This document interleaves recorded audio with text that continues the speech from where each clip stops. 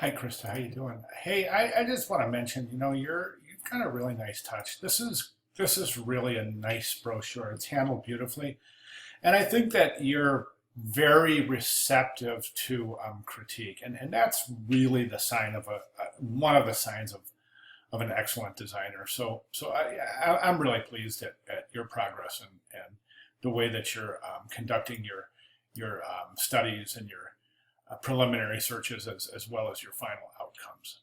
Okay, let's take a look at the brochure. Okay, let's look at the cover first. And I just, you know how I feel about the cover. I just love it. I don't know if I mentioned to you, but I have about a 90-pounder pit that I just rescued from a shelter near where I live. So this is really very, very close, near and dear to the hearts, as it were. Anyway, hey, look at this image right here. See this? See this image? It's black and white. This image here is a duotone. So we have a problem here because, well, technically you're using brown. Technically, this is black and white. This is brown and white. So that's the difference between a duotone and a non-duotone. I think these are duotones also. I think you may have forgotten to lay a duotone on that image. And that's really super obvious. Otherwise, I think it's awesome. That's just a fabulous image. I love it. And the cover image is great. Love them both.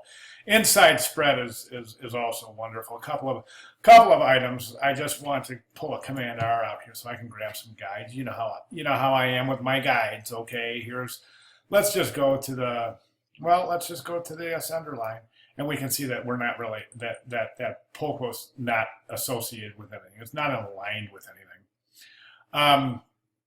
Again, I'm going to pull another guide out to the side here, and let's just pull it, and we can see we're a little out of alignment over here too.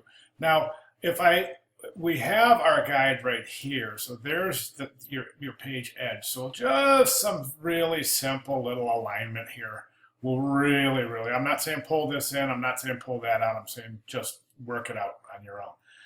This might be a little large. These are color, by the way, so you're adding color to your two-color job, which is no longer a two-color job. So you can duotone these very easily. And then this looks great. My only suggestion here typographically is that if you take a look, you see you're using the same typeface for your head as your subheads. And that's kind of odd. So that's something I'd like to see you work out.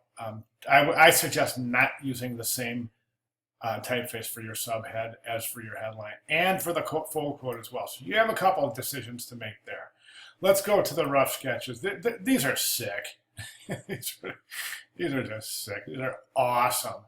My only comment here is that you got Sagmeister, Chip Kidd, David Carson, and Bradbury Thompson, and you've got a 4-column grid on each one, and that's just not.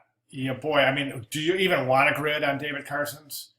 But 4x4 grid, I mean, you'll find that the more intricate the grid gets, maybe using 7, 8, 9, up to a dozen columns in your grid will really show some wonderful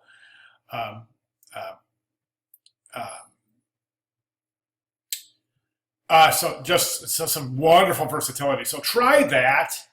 But otherwise, these are just great. I love them.